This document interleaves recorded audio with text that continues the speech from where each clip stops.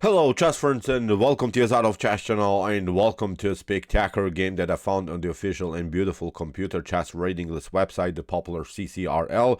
Today we see the latest version of Stockfish, the powerful Stockfish 16, battling it out against another top engine Stormphrax in an amazing classical variation of the Caro-Kann Defense, and this game I think is very instructive for those who have problems, who have trouble how to beat the Caro-Kann Defense with the white pieces. In my opinion, very spectacular dynamic game with cool tactics here performed by Stockfish 16. So let's see now what happened with the white pieces. The fish opened with move e4. Stormphrax response was c6, d4, d5, knight to c3, d takes e4, knight to e4. We're now in the main line of the Caro-Kann defense, and after bishop to f5 and knight to g3, bishop to g6 and h4, we're now in the main line of the classical variation of the Caro-Kann defense. We have h6. Black creates of course some breathing spaces for the light square bishop, knight to f3, e6, and now basically there are two choices. h5 and knight to e5 are ideas to kick away the bishop from g6. In my opinion, the knight move is much more better, which leaves still a certain flexibility here for white to break and enter later with g4, g5. If you play h5 immediately, okay, you kicked away the bishop, but you don't have such an amazing attack here around the square. This move g5 will be important for the later stage of the game. Of course, we cannot plan what will happen for the next 30 moves, but with the move h5, I feel that you kind of expose yourself with your pawn movements on the king side. Now you can basically do the same without moving the pawns anymore. Knight to e5 again forces the light square bishop to retreat, and now Stockfish continues with the best plan. Bishop to d3 forces now finally a trades of light square bishops. After move queen to d3, knight to f6, we have bishop to d2. Very important move also from white's perspective, not allowing the move bishop to b4 by black. If we play bishop to f4 or something like bishop to b4 would force here the move c3, and then the move c3 weakens the structure a little bit in front of the king, because actually we want to play queenside castling and we don't want to expose our kings too much.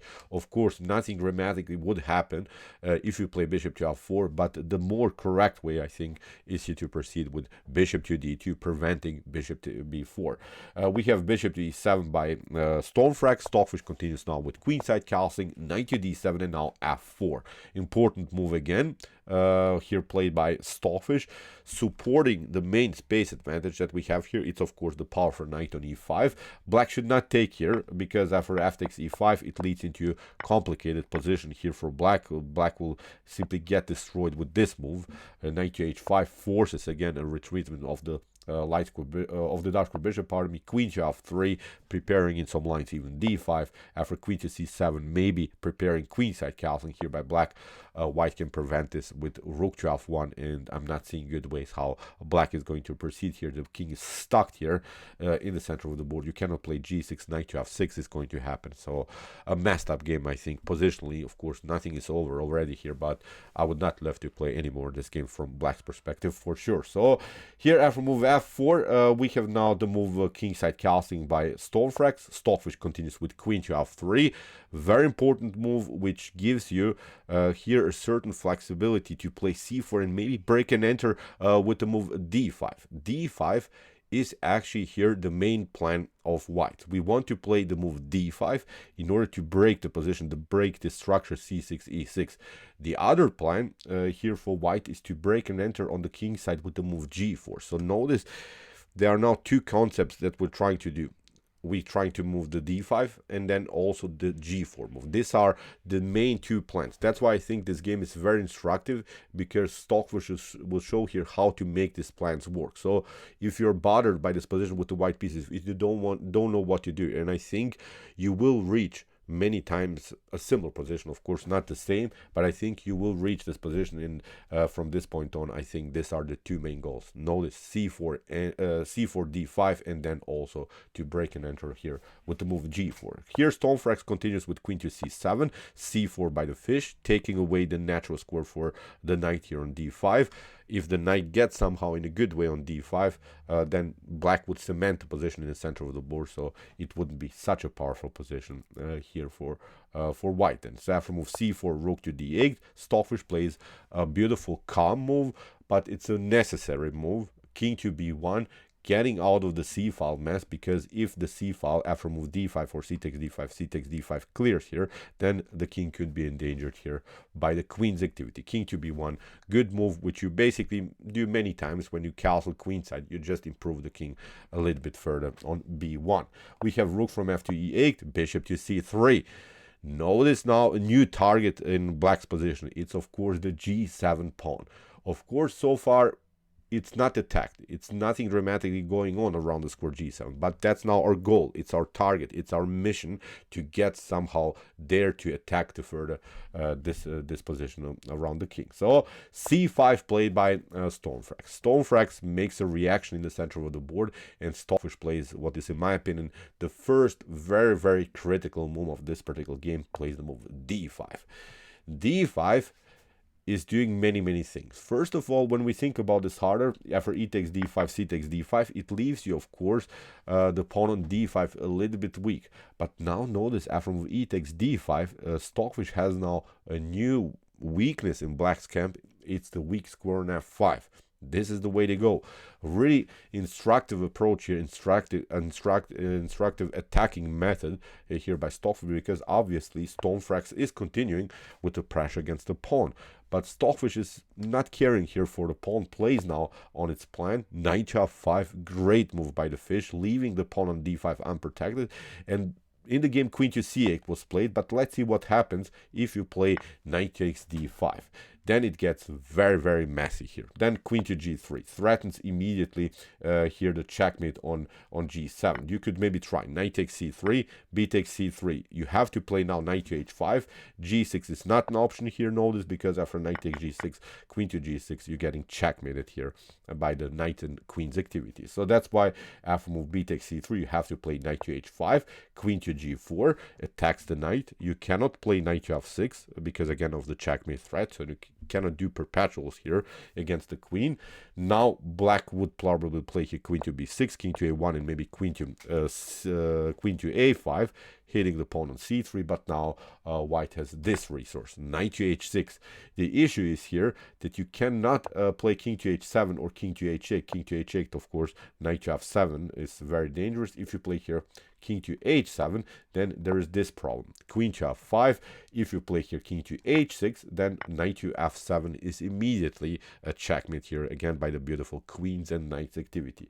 You can maybe try to cover yourself, but again, it's not working. Queen to f7, you cannot pick up here the knight, because knight to g4, again, a new checkmate. You can maybe try here, let's go back, after move g6, queen to f7, you could maybe try knight to g7, cover yourself, but then queen to g6, king to h8, knight to f7, again a stunning checkmate with two knights and a queen against the king. So this is not working.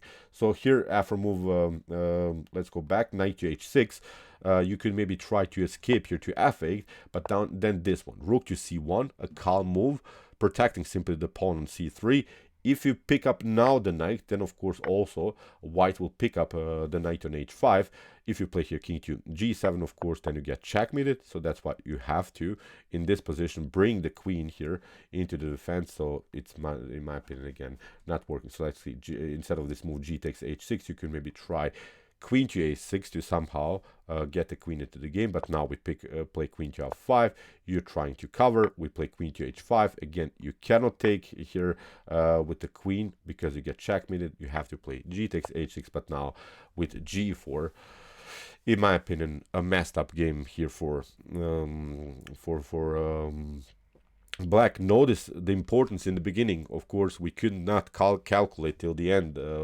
We cannot calculate 30 moves in front, but let's see how important it was to keep a certain flexibility in the beginning with the move h4, and then instead of playing the move h5 in the beginning, this idea with knight to e5, now we have still this breakthrough with the move g5, and this is, in my opinion, a devastating position here for black. So let's go back. After knight to f5, we saw now the analysis after potential knight to d5. So this is not working because of this threat of queen to g3 checkmate threats around the square g7. We have queen to c8 by Stormphrax attacking the knight. Stockfish retreat. protects now finally the pawn on d5. We have c4 and now g4 by Stockfish with the idea to break and enter here with the move g5. And basically there are two choices now for black. Black can play the move bishop to c5, hitting the knight to d3, or can create somehow a blocking idea here with move h5. Let's see what happens with bishop to c5. This wasn't played in the game, but this is actually the suggested move by Stockfish, but still it's not working, I think, because after move g5 you can maybe pick up here the knight on e3. Now we pick up here the knight on f6. Queen to f5 is a must move here for black in order to somehow get this pawn on f4. But now with rook to f1, I think this position is getting messy. You have to give up here the rook for the exchange. We'll pick up now here. We'll pick up also now the bishop, and white is continuing the game with up the exchange. In my opinion, not a position that you want to get also with the black pieces. So that's why after move g4, bishop to c5 was not played by Stormphrax. Stormphrax tried h5. Stockfish continues with a beautiful idea. King to a1, not allowing this dangerous check with queen to f5 that we have talked about. Queen to f5 would be then very dangerous to handle, because if you try something like g4 instead of this move king to a1, then you get this one, knight to g4, knight takes g4, queen to f5, intermediate check against the king, king to a1, and now h takes g4, queen to g4, queen takes g4, knight to g4, knight to d5 leads into an equal position.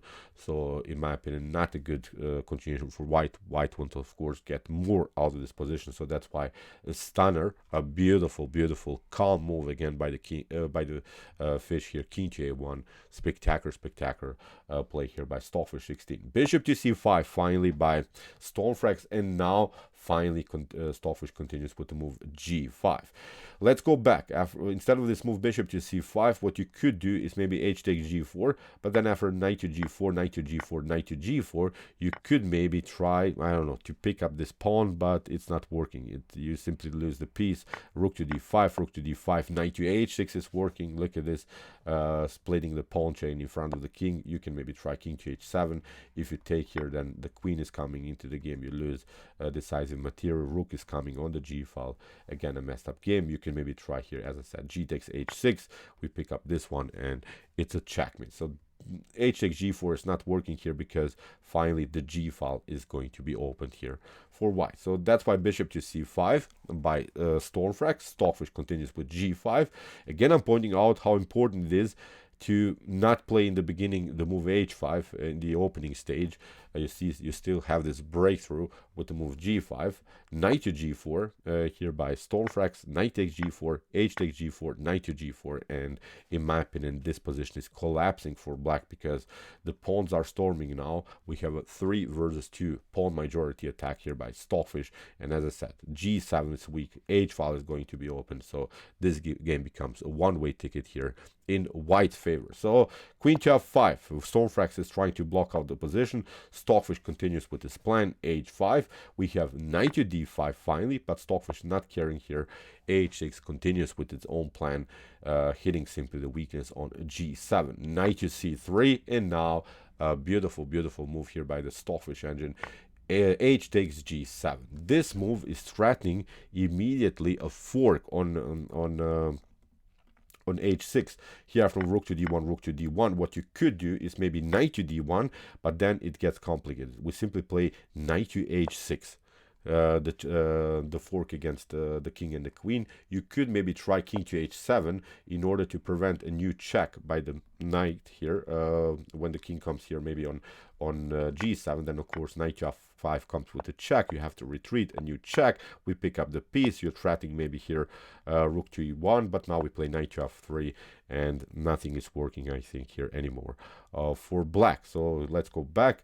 After move knight to h6, what you could do is here maybe here king to h7, but now knight to f5, rook to e1 is not working because of this checkmate sequence here on h6. So nothing is working. Even this back rank problems are not dangerous here for black, for white, because the knight is standing in the way of its own rook. Very spectacular game here by Stockfish 16. After rook to d1, Stormphrax tried to get out of this mess because, as we saw, knight to h6 was a huge threat. But here, after move queen to c2, in this particular position, Stormphrax resigned. Let's see what's the issue here. Knight to f6, again, knight to e8 comes with a check. You have to retreat. We pick up now the knight, maybe bishop to a3, checkmate threat. It's preventable with rook to b1, protecting the b2 square. Now king to e8 would be probably black's continuation, but here white is continuing the game with up the exchange. Has here this 2 versus 1 pawn majority, will eventually create a pass pawn here for sure. In one moment the queen has to step back from the attack of the c3 pawn. So here the Stockfish engine evaluates this position as +5 in white favor, so that's why fair resign here after queen to c2. As I said, in this position Stormphrax resign. So great break and enter position here by Stockfish. How Stockfish dismantled the Caro-Kann defense, especially with our main goals that we have talked about. d5 and the move g4 were the main strategic goals, and then the position collapsed around the square g7. Spectacular attack here by Stockfish 16. So okay, I hope that you enjoyed this game. I really enjoyed it a lot. If you want to see more about the Caro-Kann defense, check out our Caro-Kann defense studies. Here's the link of our playlist. And if you want to see more Stockfish games and Alpha Zero games, many top engine games, check out our competent chess games played by computers. Here's also the link. And if you like this content, don't forget to subscribe to my channel.